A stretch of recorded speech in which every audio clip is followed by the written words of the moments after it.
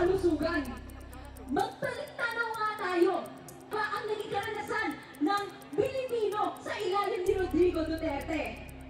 May krisis pang ng Mayo na dapat sana pinayaan ng katotohanan kaya wala tayong damot ikatakot sa usapin na magkipaglaban sa hustis at kakaibi na natinagkaratuloy naman ni Marcos upang araw sa ating lahat.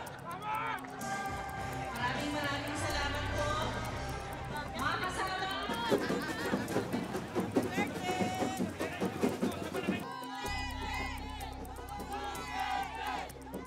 Hindi na ho tayo nakipagsapilitan doon dahil ayaw natin ng gulo. Tama. Oo, so...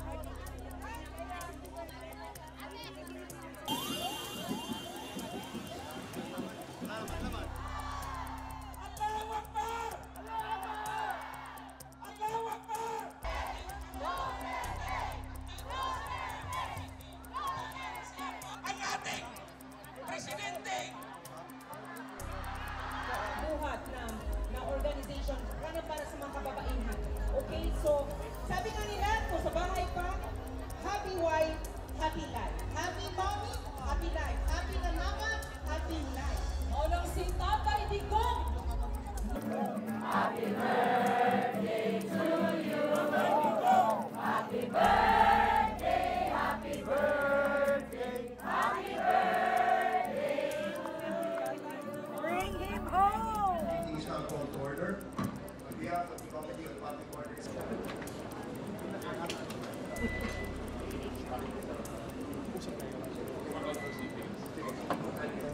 Acting committee hearing, please allow the chair to deliver his opening remarks. This is very short.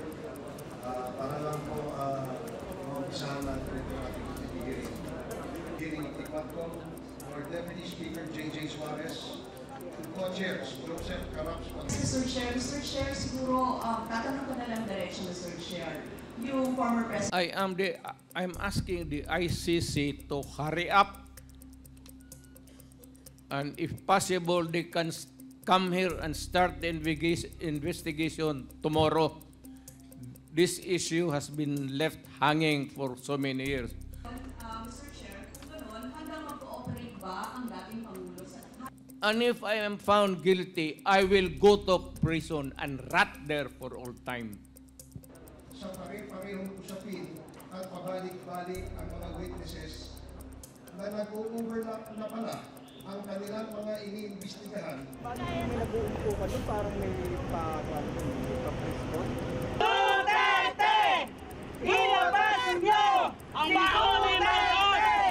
Ilabas niyo ang baon ni Marcos! Ilabas niyo si Duterte! Laban sa ating bansa. Yun ang pagtunan natin ng pansin. Huwag si Pangulong Duterte!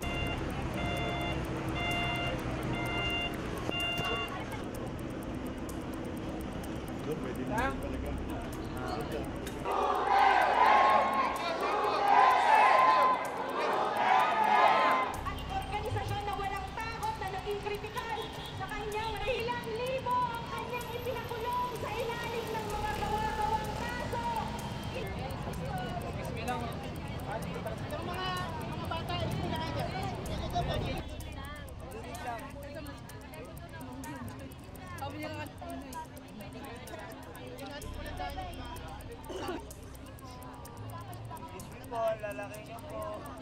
Ay simula na ng pagdating.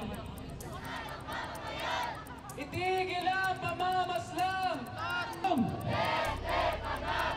Duterte panagutin ng mga kabataang Pilipino. Kaya dapat hindi tayo tumigil